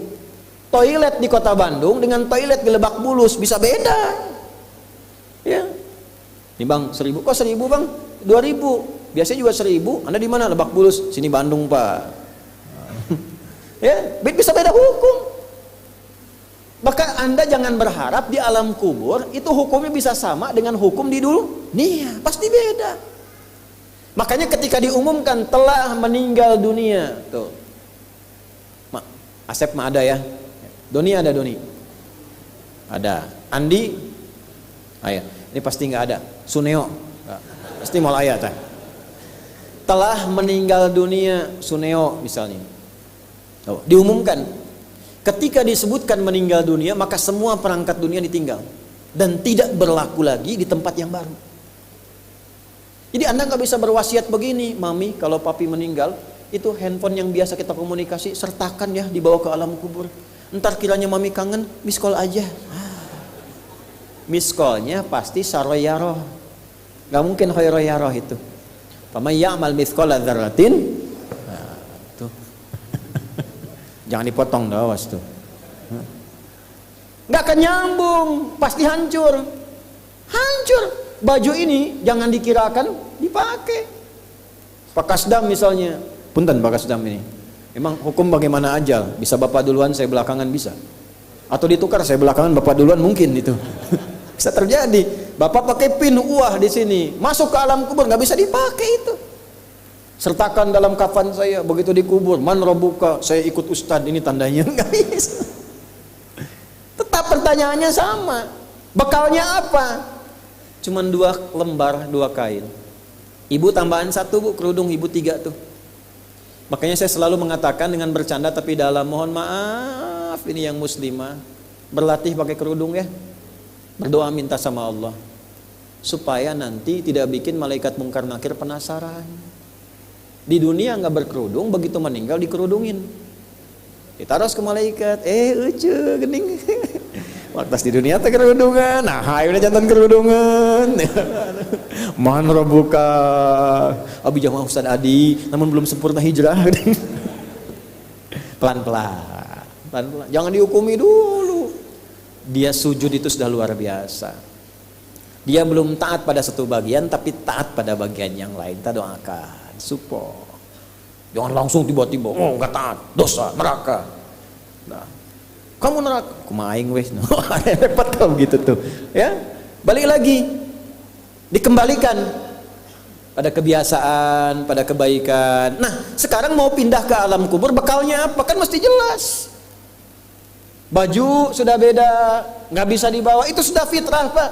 Bapak punya warisan banyak, ditinggal, nggak ada yang mau ikut, semua ditinggal. Anak-anak tuh sudah catat warisan bapak apa saja. Ibu sesayang-sayangnya nggak akan ikut bu. Bapak jangan tinggalkan saya. Terus kata yang nguburnya, ayo ibu mangga atau mau ibadah ngiringan, nanti aja. Akan masuk. Nah sekarang pertanyaannya bekalnya apa? Ini mesti terjawab. Kalau nggak terjawab, nggak lengkap agama itu. Apa fungsinya Tuhan di situ?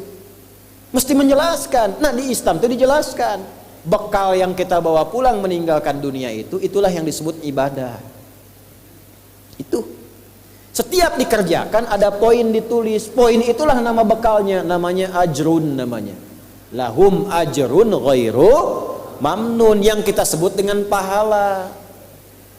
Yang menjadikan itu dapat, pahala itu diraih, bekal ibadah itu dapat, itulah niat. Itulah niat. Jadi pekerjaannya tidak berubah, rutinitas tetap jalan, minum tetap minum, kerja tetap kerja, makan tetap makan. Cuma dengan niat itu, di saat yang sama, cara minum itu langsung dinilai sebagai ibadah. Perintah Allah, malaikat tulis. Ya, berapa tulisnya? Sesuai kadar keikhlasannya, minimal 10. Itulah perbuatan yang dianggap benar, sehingga konsepnya dunianya sukses, minum juga, haus hilang, akhiratnya dapat pahala. Jadi dunianya sukses, akhirat sukses, disebut baik. Perbuatan baik yang dinilai sukses oleh Allah disebut hasanah namanya.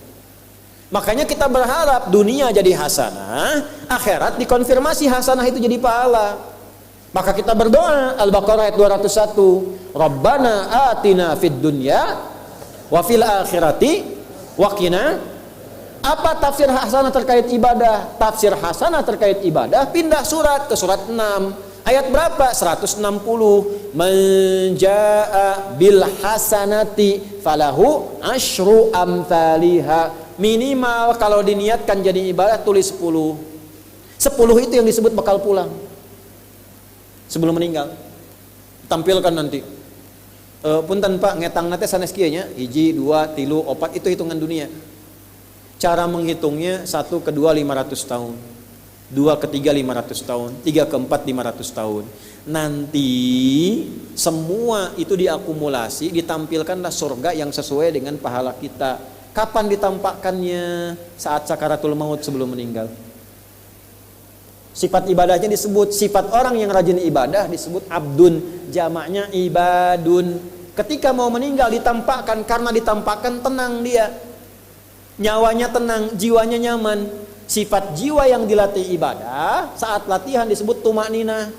Ruku anjeun, jangan dulu itidal sampai tumakninah. Sujud jangan bangkit dulu sampai tumakninah. Kebiasaan tumakninah punya sifat namanya mutmainnah. Makanya saat akan meninggal disebut ibadahnya, disebut mutmainahnya. Di mana? Quran surah 89 ayat berapa? Ayat 27 sampai 30. Ya ayyatuhan nafsul mutmainnah, irji'i ila rabbiki radiyatan mardiyah fadkhuli fi ibadi. Disebut ibadnya. Wadkhuli jannati, ditampakkan surganya. Ini surganya anjeun teh ieu tina amalan-amalan yang telah dilakukan selama hidup.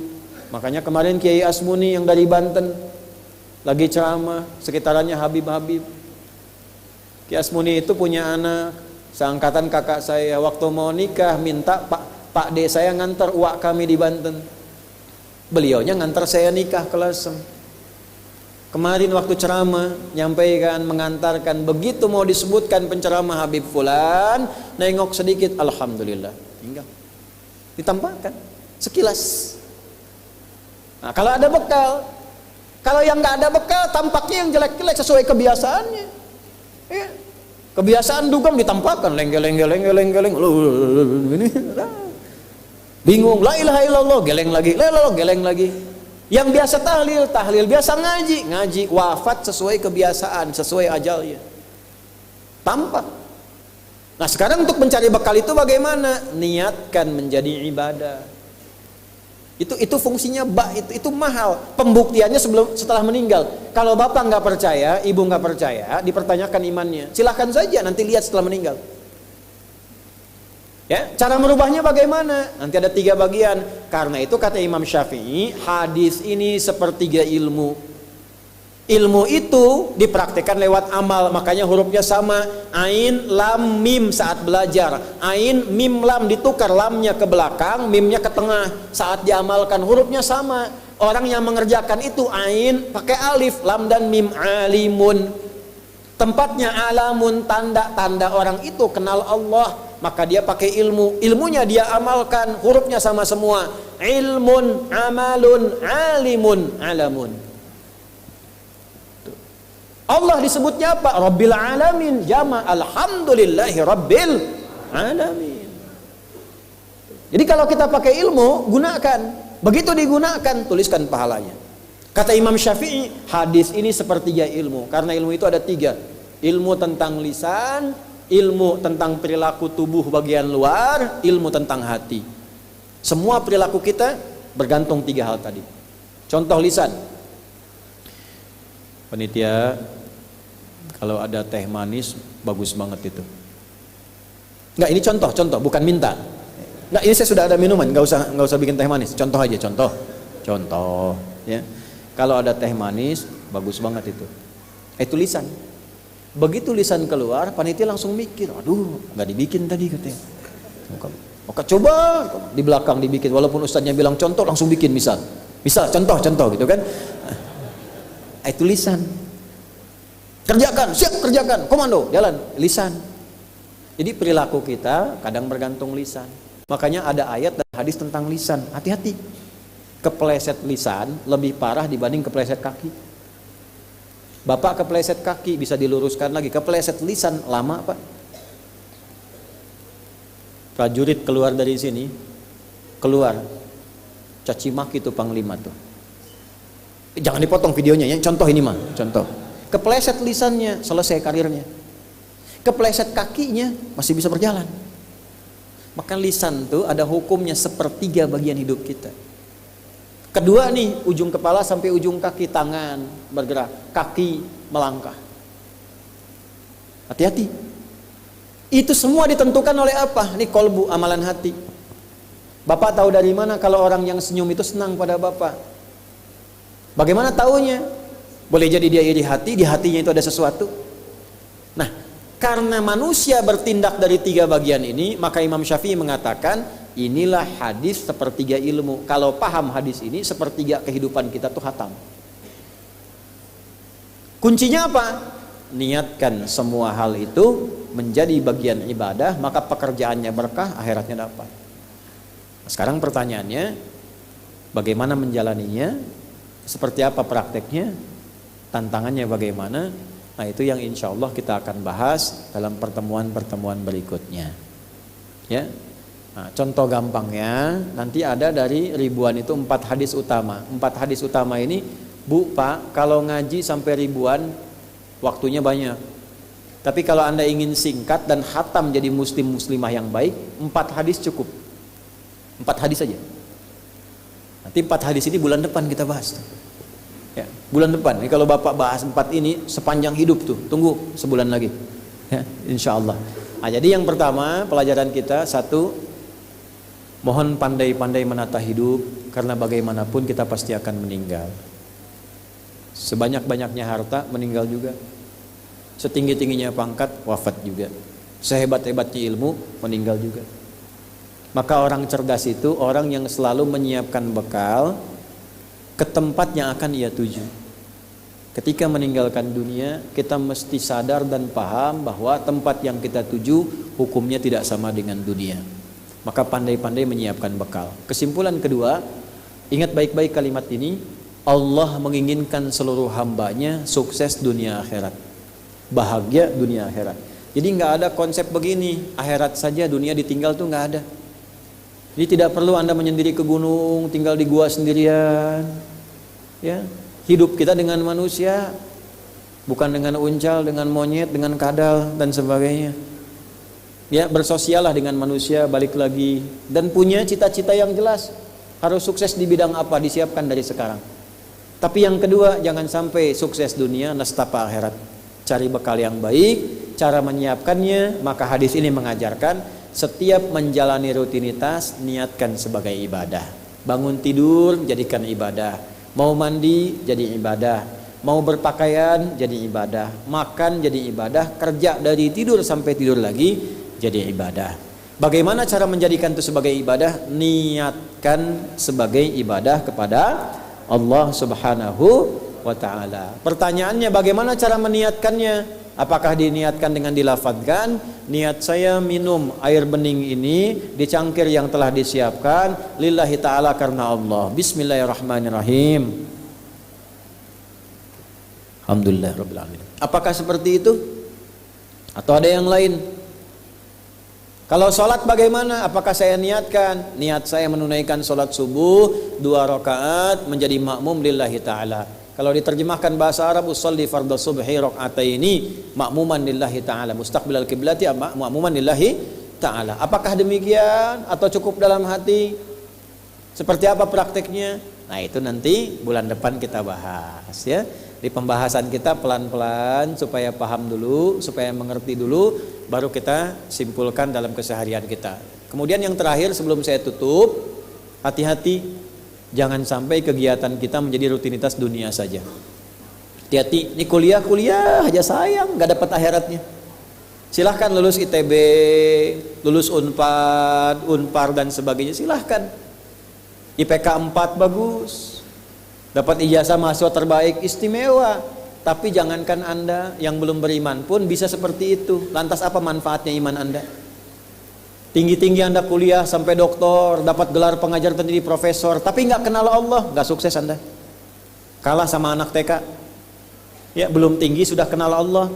Anak TK sekarang hafal Quran. Ini anak-anak ini nih, hafal Quran, belajar, kenal Allah.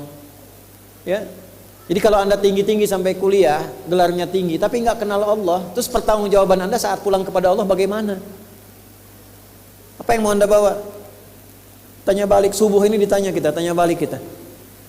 Teman-teman di militer, TNI, Polri, pangkat sampai tinggi, bintang-bintang itu kan ketuhanan yang Maha Esa, turunnya dari atas. Ya, kalau ziarah ke Mangkunegaraannya Jenderal Sudirman, itu nanti ada grafiti tuh, ada reliefnya. Jadi 5 bagian, melati terbuka ke atas. Dari mulai renungan bulan April, kemudian bergerilya dengan alutsista seadanya, alutsista tambah modern, kemudian mencapai kemenangan, setelah itu dengan masyarakat manunggal, makan bersama prasmanan. Tapi melatinya terbuka ke atas supaya dapat bintang, komandonya dari atas. Itulah sebabnya kenapa bintang. Ketuhanan yang Maha Esa, semakin tambah bintang semakin dekat dengan Allah. Itu maksudnya. Itulah sebabnya setiap keputusan bintang, dari mulai bawah sampai presiden, itu kop atasnya itu bintang, padi dan kapas.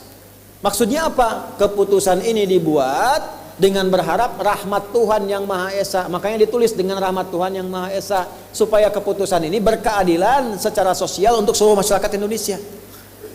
Ujung-ujungnya dekat dengan Allah. Makanya takwa munculnya. Itu poinnya.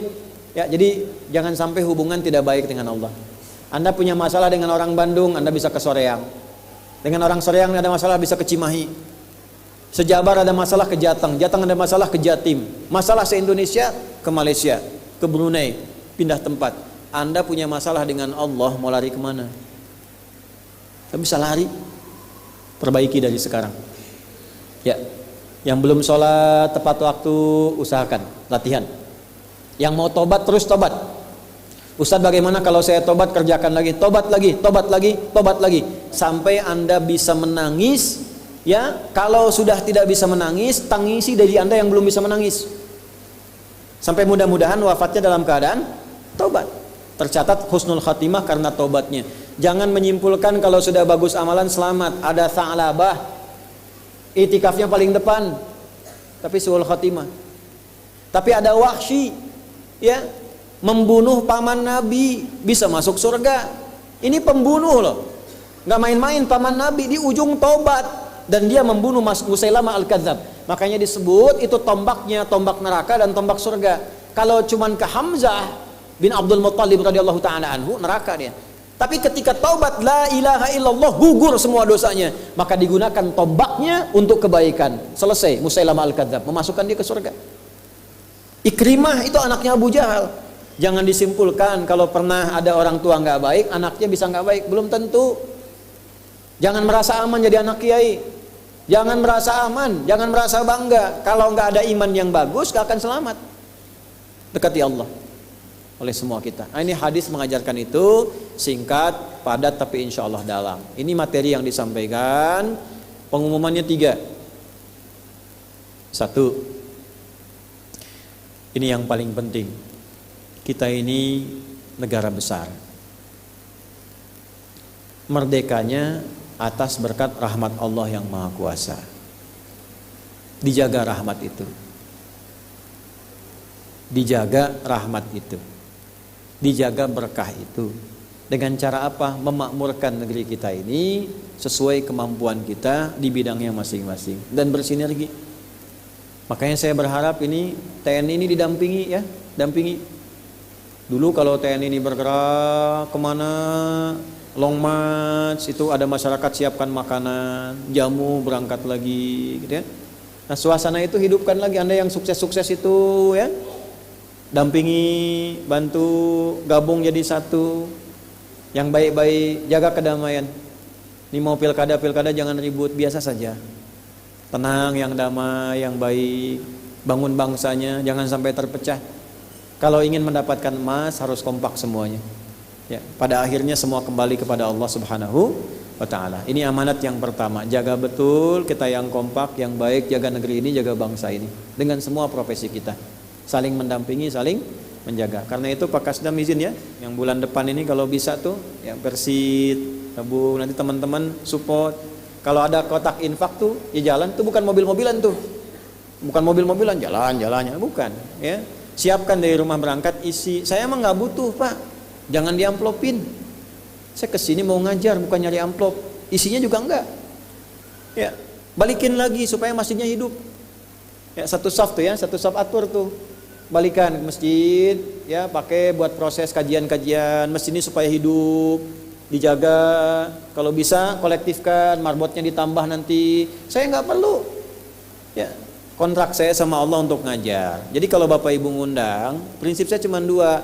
Satu, waktunya ada. Yang kedua, sehat. Ibu Bapak gak usah mikirkan macam-macam. Gak usah sampai iuran bikin ini. Kalau ada orang ngundang saya terus bikin pamflet, infak sekian, iuran ini itu pasti palsu. Gak ada seperti itu. Saya itu kalau ada, berangkat tiket pun beli sendiri. Berangkat sudah selesai. Allah pasti berikan kelengkapannya. Ini nggak usah Anda mikir-mikir. Kalau kajian-kajian tuh nggak usah nyiapkan amplop kayak gitu, nggak usah.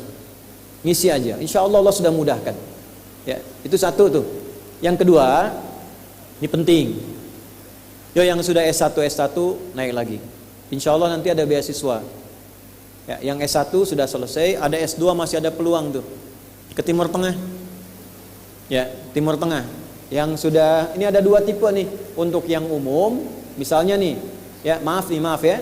Yang umum di biologi, di kimia, di fisika, arsitektur, itu ada jurusan dibuka di luar sambil menghafal Quran. Ya, ada yang di Saudi, ada yang di Libya, ada yang di Mesir, ada yang macam-macam itu. Ada sudah mulai dibuka. Itu jurusannya untuk S2. Ada yang bidang agama, kalau sudah lulus ada peluang lagi nih. Ya, itu disiapkan. Nanti insya Allah dalam waktu dekat ada penerimaan lagi untuk yang S2. Ada peluangnya. Yang ketiga, ini anak-anak nih ya, nanti yang betul ya, yang serius ya. Ini anak-anak kita Bapak Ibu sekalian tolong didoakan. Ada yang putra, ada yang putri. Mereka ini kami siapkan memang khusus untuk calon ulama. Jadi saya bikin pesantren, pertama diwakafkan supaya tidak ada kesan rebutan ke depan ini itu nggak ada. Wakaf lillah. Yang kedua nggak ada biaya, semua masuk dengan badan. Ujung kepala sampai ujung kaki, dari pakaian sampai sendal, sampai hijab, sampai macam-macam itu semua disiapkan. Khusus dibuat untuk mencetak ulama saja. Jadi dalam setahun cuma 40 diterima, tapi mewakili insya Allah seluruh Indonesia. Belajarnya sampai S3. Jadi selesai 6 tahun, berangkat ke Timur Tengah sampai S3, pakar di bidang masing-masing, pulang lagi. Nanti ngisi di tiap daerahnya masing-masing. Insya Allah nanti beberapa akan dibangunkan di daerah-daerah supaya tidak semua harus ke Banten. Insya Allah kita mulai dari Sumatera dulu nanti ya, Barat, Selatan, dan Utara. Ya itu insya Allah dalam waktu dekat akan dibuat cabangnya sehingga nanti setiap daerah sudah ada tempatnya masing-masing. Ya, nah diharapkan nanti ilmunya bersanad kembali lagi dan bisa bersinergi dengan kebutuhan-kebutuhan negara kita untuk ke depan. Saling mendoakan, mudah-mudahan Allah ridhai. Kita akhiri sama-sama dengan berdoa, mudah-mudahan doa kita diterima oleh Allah Subhanahu wa taala. Allahumma taqabbal minna innaka antas sami'ul 'alim wa tub 'alaina innaka antat tawwabur rahim. Allahumma nahmaduka hamdan kama 'allamtana an nahmadak wa nashkuruka syukran kama 'allamtana an nashkurak antal muqaddim wa antal muakhir biyadikal khair innaka 'ala kulli syai'in qadir. Rabbana la tada' lana fi maqamina hadza dhanban illa ghafartah. Ya Allah, bila ada pendosa di sekitaran tempat ini atau di masjid ini, jangan biarkan ada satupun yang meninggalkan masjid ini kecuali Engkau ampuni seluruh dosa-dosanya. Wala hamman illa farajtah, jika ada yang tengah merasakan kegelisahan mohon tenangkan hatinya. Wala dainan illa qadaitah, jika ada yang hidupnya sedang terlilit utang piutang maka luaskan rezekinya untuk dapat melunasi utangnya. Wala maridan illa syafaitah, jika ada yang sakit mohon sembuhkan ya Allah. Wala asran illa yassartah, jika ada yang merasakan kesulitan dalam hidupnya maka mudahkan seluruh kehidupannya.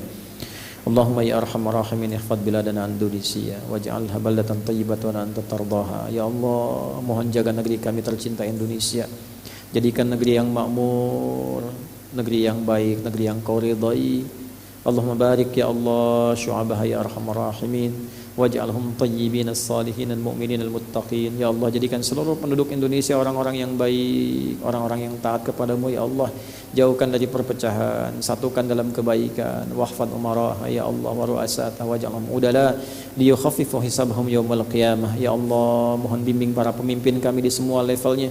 Sehatkan mereka, lindungi mereka, berikan hidayah dan taufik supaya adil dan baik memimpin negeri untuk meringankan hisab mereka saat kembali kepadamu di hari akhirat. Allahumma hfadz ulama'ana waj'alhum mukhlashina lakad-din. Ya Allah, mohon jaga para ulama kami, ikhlaskan para ulama kami, jadikan ulama yang mencerahkan, menyatukan, jauhkan dari perpecahan, jauhkan dari keburukan. Allahumma hfadz ya Allah hadzal qadam, ya Allah qadam 3 Siliwangi. Allahumma hfadz za'imah ya arhamar rahimin wa kullu junudah ya arhamar rahimin wa barik fi makaniha. Ya Allah, mohon jaga di Kodam 3 Siliwangi pada khususnya, jaga panglimanya, jaga seluruh stafnya ya Allah, jaga seluruh prajuritnya, berkahi seluruh tempat yang dipijak di dalamnya, sabarkan keluarganya, sejahterakan kehidupannya, dan jadikan semua pekerjaan mereka bernilai pahala untuk menjadi kebanggaan saat kembali kepadamu di akhirat kelak ya arhamar rahimin. Allahumma ja'alna min ummati nabiyina sayyidina Muhammad sallallahu alaihi wasallam. Ya Allah, mohon jadikan kami semua umat Nabi Muhammad Rasulullah sallallahu alaihi wasallam. Tanamkan pada hati kami rasa cinta pada Rasulullah. Jauhkan kami dari keburukan, jauhkan dari sifat-sifat yang tidak disukai oleh Nabi.